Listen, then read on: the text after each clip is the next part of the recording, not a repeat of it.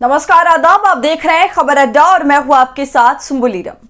दोस्तों, supreme court ने एक ऐतिहासिक फैसला सुना दिया है। ऐसा फैसला जिसे सुनने के लिए कई बार विपक्ष और साथ ही जनता भी तिलमिलाती रहती है, क्योंकि किसी राज्य में हाल के सालों में निष्पक्षता से चुनाव हो जाए ये संभव कहां रहा। हर चुनाव में तरह तरह की गड़बड़ियों की बात साफ तौर से सामने आई, लेकिन उन पर एक कौड़ी का संज्ञान तक नहीं लिया गया और चुनाव आयोग की इसमें भूमिका का तो पूछिए मत।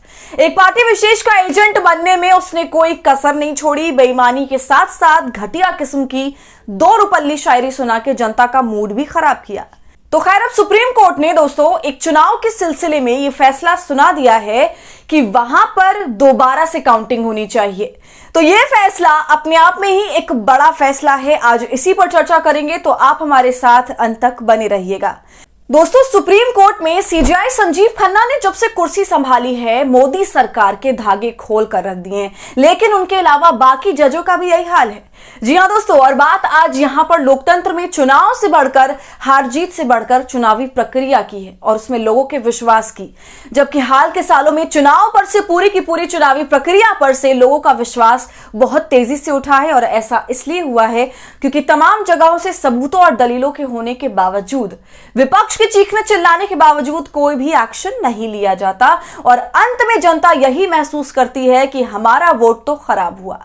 खैर दोस्तों, अब जो सुप्रीम कोर्ट से देश की सबसे बड़ा जो फैसला आया है वो सुनने लायक है और एक बड़ी अदालत से ऐसा फैसला आना वो जाहिर तौर पर सभी के मन में एक उम्मीद पैदा करता है। सुप्रीम कोर्ट का इस फैसले के पीछे एकमात्र मकसद ये है कि जो चुनाव होते हैं वो केवल हार जीत की भेंट ना चढ़ जाएं।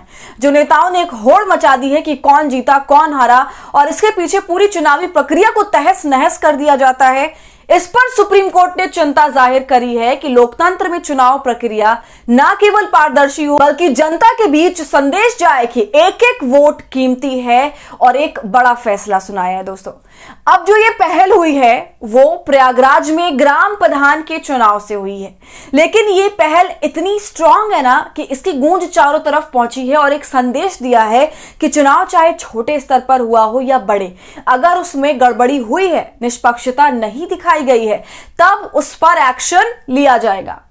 तो दोस्तों, ग्राम प्रधान चुनाव लोकतंत्र में हो रहे चुनाव की पहली सीढ़ी होती है। वहीं से तमाम लोकतांत्रिक प्रक्रिया शुरू होती है। पहले गांव प्रधान का चुनाव होता है, फिर पार्षद का चुनाव, फिर विधायकी का चुनाव, फिर सांसदीय का।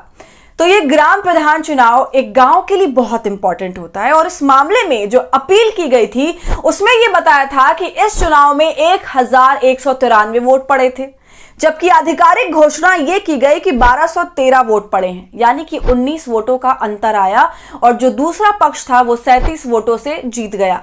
इसलिए इस मामले में याचिकाकर्ता का यह कहना था कि भले ही 19 वोट घटा दिए जाएं, जीत पर इसका असर नहीं पड़ता। दोस्तों, ये पूरा मामला सबसे पहले इलाहाबाद हाईकोर्ट में गया और जब याचिकाकर्ता को वहां से भी संतुष्टि नहीं मिली तब वो अपनी अपील को सुप्रीम कोर्ट तक ले गया। अब देखिए दोस्तों, इस पर सुप्रीम कोर्ट के जस्टिस संजय करोल ने क्या कहा। मतदान केंद्रों के प्रिसाइडिंग ऑफिसर की डायरी तमाम प्रयासों के बावजूद नहीं मिल पाई, इसलिए कोर्ट ने कहा कि अंतिम गिनती संदेह के दायरे में आती है।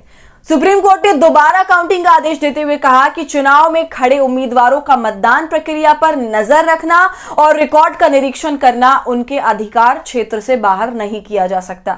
अगर मतदान अधिकारियों के रिकॉर्ड गायब हैं और उनकी पुष्टि नहीं की जा सकती तो यह माना जा सकता है कि अंतिम निष्कर्ष संदेह के दायरे में है।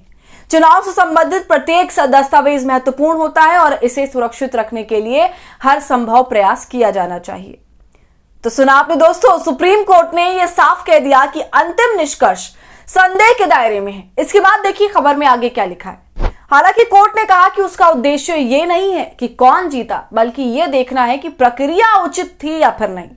यह प्रक्रिया संवैधानिक सिद्धांतों और स्थापित मानकों के अनुरूप होनी चाहिए। अगर ऐसा नहीं है तो उस व्यक्ति की पावर से हटा देना चाहिए और जनता द्वारा निर्णय लेने की प्रक्रिया को पुनः शुरू किया जाना चाहिए। कोर्ट ने माना कि इस मामले में पुनः गणना उचित होगी। तो यह था सुप्रीम कोर्ट का फैसला कि चुनावी प्रक्रिया को फिर से शुरू किया जाना चाहिए और इसमें काउंटिंग दोबारा होनी चाहिए। जबकि दोस्तों, ये पूरा मामला 2021 का है, लेकिन थोड़ी सी देरी सही इस मामले में एक ऐसा फैसला आया जो आना उचित था और याचिकाकर्ता की भी कुछ यही मांग थी। जबकि ऐसा भी नहीं था कि वोट की अगर गिनती हो भी जाए तो जीतने वाले पर कोई प्रभाव पड़ता, लेकिन इसके बावजूद वोटों की गिनती में हेरफेर हुई, इसलिए चुनावी प्रक्रिया भी गड़बड़ाई और उसका सही होना बहुत जरूरी है, भले ही कोई 19 वोटों से जीते या 37। सवाल यह है कि गिनती में ज्यादा वोट क्यों दिखाए गए। तो दोस्तों, ये चुनाव और उसमें आया ऐसा रिकाउंटिंग का फैसला वाकई ऐतिहासिक है और उससे बढ़कर एक मिसाल है कि सुप्रीम कोर्ट ने इस पर ऐसा निष्पक्ष फैसला सुनाया, क्योंकि इस तरह के फैसले आज की डेट में हर किसी के लिए सिर्फ एक ख्वाब ही बनकर रह गए हैं या फिर मनोहर कहानियां जिनका असल जिंदगी से कोई लेना देना नहीं है। लोगों के मन में एक बात बैठ सी गई है कि कुछ होना तो है नहीं, जनता या विपक्ष चाहे जितना हाथ पैर मार ले। लेकिन एक ऐसी स्थिति में, एक ऐसे माहौल में इस तरह का फैसला आना वाकई चौंकाने वाला है और न्याय को लेकर लोगों की सोच को बदलता भी है। तो दोस्तों, अब आने वाले वक्त में कई राज्यों में चुनाव होने हैं जिन्हें अब ज्ञानेश कुमार संभालेंगे। तो अब देखना यह है कि वो तमाम चुनाव कितनी निष्पक्षता से होते हैं और अगर नहीं भी होते हैं तो उन पर चुनाव आयोग का, सुप्रीम कोर्ट का क्या एक्शन होता है। दोस्तों, आपकी इस पर पूरी राय क्या है हमें कमेंट कर जरूर बताइए। वीडियो पसंद आई हो तो इसे लाइक और शेयर करें और खबर अड्डा को यूट्यूब पर सब्सक्राइब कर लें।